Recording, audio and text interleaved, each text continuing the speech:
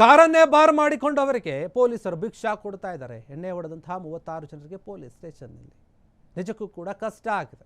Police ಸ್ಟೇಷನ್ನ ದರ್ಶನವನ್ನು ಮಾಡಿಸಿದ್ದಾರೆ. ಯಾಕಂದರೆ ಎಷ್ಟೋ ಜನ ಕಾರ್ನಲ್ಲಿ ಎಣ್ಣೆ ಪಾರ್ಟಿ ಮಾಡ್ತಾ ಇರ್ತಾರೆ.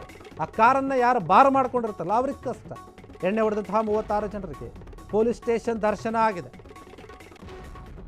ಕಾರನ್ನೇ ಬಾರ್ ಮಾಡಿಕೊಂಡವರಿಗೆ ಆದಂತಹ ಶಾಕು, ಪೊಲೀಸರು ಕೊಟ್ಟಂತಹ ಶಾಕು. ರಸ್ತೆ ಪಕ್ಕ ಮದ್ಯವನ್ನು ಸೇವಿಸ್ತಾ ಇರುವಂತಹವರ ವಿರುದ್ಧ ಕೇಸ್ ದಾಖಲು ಮಾಡಿದ್ದಾರೆ. ಬೆಳಗಾವಿಯಲ್ಲಿ ಒಟ್ಟು 24 ಪ್ರಕರಣ ಪತ್ತೆಯಾಗಿದೆ. ಈ ರೀತಿ ಆಗದಂತೆ ಒಂದು ವಾರದಲ್ಲಿ 36 ಮಂದಿ ವಿರುದ್ಧ ಪೊಲೀಸ್ ಕ್ರಮ ಆಗಿದೆ. ಜಮೀನು, ಸಾರ್ವಜನಿಕ ಸ್ಥಳಗಳಲ್ಲಿ ಕುಡಿದವರಿಗೆ ವಾರ್ನಿಂಗ್ ಕೊಡ್ತಾ ಇದ್ದಾರೆ. ಎಣ್ಣೆ ಪಾರ್ಟಿ ಮಾಡುವವರ ವಿರುದ್ಧ ಕಮಿಷನರ್ ಭೂಷಣ್ ಭೋರಸೆ ಏನಿದ್ದಾರೆ ಅವರು ಗರಂ ಆಗಿದ್ದಾರೆ. ರಾತ್ರಿ ವೇಳೆ ರಸ್ತೆ ಬದಿಯಲ್ಲಿ ನಿಲ್ಲಿಸಿರುವಂತಹ ಕಾರುಗಳ ಮೇಲೆ ಪೊಲೀಸರು ಕಣ್ಣಿಡ್ತಾ ಇದ್ದಾರೆ. ಯಾಕಂದ್ರೆ ಇಂಥ ಘಟನೆಗಳು ಸಾಕಷ್ಟು ನೋಡ್ತೀವಿ.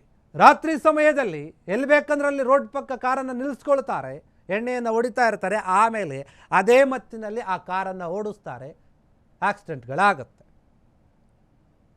ಇದನ್ನು ಗಮನದಲ್ಲಿಟ್ಕೊಂಡು ಪೊಲೀಸರು ಸರಿಯಾದ ರೀತಿಯಲ್ಲಿ ಕ್ರಮ ತೆಗೆದುಕೊಳ್ತಾ ಇದ್ದಾರೆ. ಈಗಾಗಲೇ ಈ ರೀತಿಯಾಗಿ ಎಣ್ಣೆ ಹೊಡೆದಂತಹ 36 ಜನರನ್ನು ಪೊಲೀಸ್ ಕಸ್ಟಡಿಗೆ ತಗೊಂಡಿದ್ದಾರೆ.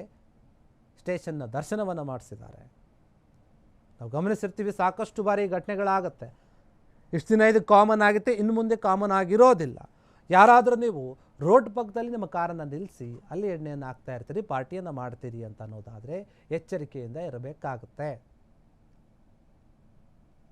ಬೆಳಗಾವಿಯಲ್ಲಿ ಒಟ್ಟು 24 ಪ್ರಕರಣ ಏನಿದೆ, 24 ಪ್ರಕರಣ ಏನಿದೆ ಪತ್ತೆಯಾಗಿದೆ. ಒಂದು ವಾರದಲ್ಲಿ 36 ಮಂದಿ ವಿರುದ್ಧ ಪೊಲೀಸರು ಕ್ರಮವನ್ನು ತೆಗೆದುಕೊಂಡಿದ್ದಾರೆ, ಕೇಸನ್ನು ಹಾಕಿದ್ದಾರೆ. ಅವ್ರ ಮೇಲೆ ಎಲ್ಲೇ ಆಗಿರ್ಬೋದು, ಬರೀ ರೋಡ್ ಪಕ್ಕ ಅಂತೇನಲ್ಲ, ಸಾರ್ವಜನಿಕ ಸ್ಥಳಗಳಾಗಿರ್ಬೋದು, ಕೆಲವೊಂದು ಜಮೀನುಗಳಿರುತ್ತೆ, ಖಾಲಿ ಇರುತ್ತೆ ಅಂತ ಹೋಗಿ ಅಲ್ಲಿ ಕೂತ್ಬಿಟ್ಟಿರ್ತಾರೆ. ಸಾಕಷ್ಟು ಜನ ನೋಡಿರ್ತೀವಿ, ರಸ್ತೆ ಪಕ್ಕದಲ್ಲಿ ಜಮೀನು ಏನಿರುತ್ತೆ ಖಾಲಿ ಇರೋದ್ರಲ್ಲಿ ಹೋಗಿ ಕೂತ್ಕೊಂಡು ಪಾರ್ಟಿಗಳನ್ನು ಮಾಡಿಕೊಂಡು ಕುಡಿದು ಬರ್ತಾ ಇರ್ತಾರೆ. ಇದನ್ನು ಜಾಸ್ತಿ ನಾವು ನೈಟ್ ಟೈಮಲ್ಲೇ ನೋಡ್ತೀವಿ. ಅಂಥವ್ರಿಗೆ ಕೂಡ ವಾರ್ನಿಂಗ್ ಕೊಡ್ತಾ ಇದ್ದಾರೆ. ಅದು ಕುಡಿಯೋರಿಗೆ ಅವ್ರದ್ದೇ ಆದಂಥ ಒಂದು ಜಾಗ ಇರುತ್ತೆ, ಬಾರ್ ಇರುತ್ತೆ, ಅಲ್ಲೋ ಕುಡಿರಿ ಅಂತ.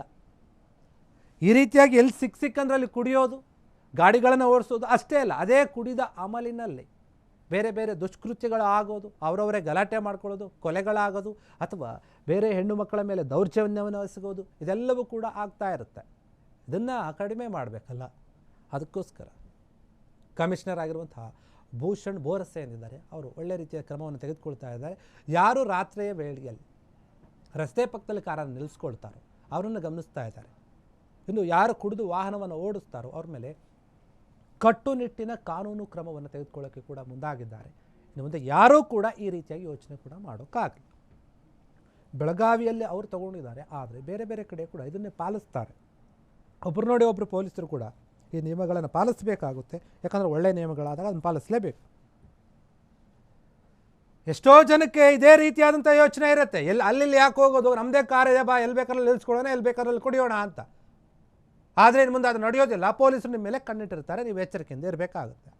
ಕ್ಷಣ ಕ್ಷಣದ ಸುದ್ದಿಗಳಿಗಾಗಿ ಫ್ರೀಡಂ ಟಿವಿ ಸಬ್ಸ್ಕ್ರೈಬ್ ಮಾಡಿ, ಲೈಕ್ ಮಾಡಿ ಹಾಗೂ ಫಾಲೋ ಮಾಡಿ. ಹೊಸ ಸುದ್ದಿಗಳ ನೋಟಿಫಿಕೇಶನ್ಗಾಗಿ ಬೆಲ್ ಐಕಾನ್ ಮೇಲೆ ಕ್ಲಿಕ್ ಮಾಡಿ.